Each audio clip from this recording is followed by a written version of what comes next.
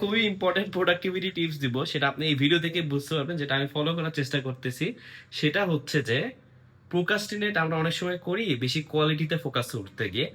আমি একটা ভিডিও বানাবো ভাবতেছিলাম, কিন্তু পারফেক্ট ভাবে টেবিলে বসে স্লাইড ওপেন করে এটা এখন একটু টাফ হচ্ছিল, তো ভাবলাম বানাই ফেলি। যেহেতু মোবাইলটা আছে, কন্টেন্ট তো আলহামদুলিল্লাহ আমার জানা আছে, আমি কি বলবো আর কি নলেজটা শেয়ার করবো সেটা শুরু করতেছি।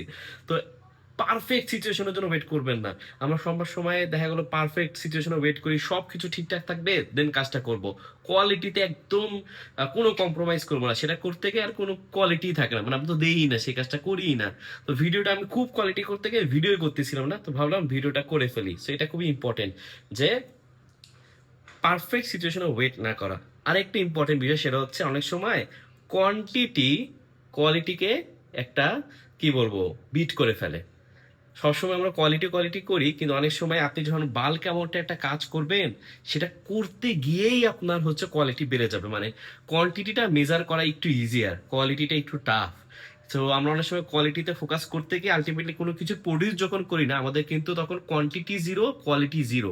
কিন্তু আমরা যখন কোয়ান্টিটির পথ দিতেই আছি, যখন আমি রেগুলার ভিডিও দিচ্ছি, আমার কোয়ালিটি হয়তো খুব সুপার হচ্ছে না, যে আমার যেটা আমার আইডিয়াল সিচুয়েশন, কিন্তু আমি যেহেতু রেগুলার ভিডিও বানাইতে পারি, আমি যদি করি এটা, তাহলে কিন্তু আমার কোয়ালিটি ইনশাল্লাহ ইমপ্রুভ করবেই। তো এটা খুবই দুইটা আপনাদেরকে টিপস দিলাম, যে আপনারা যারা প্রোডাক্টিভ হতে চান সবসময় পারফেক্ট সিচুয়েশনে ওয়েট করবেন না।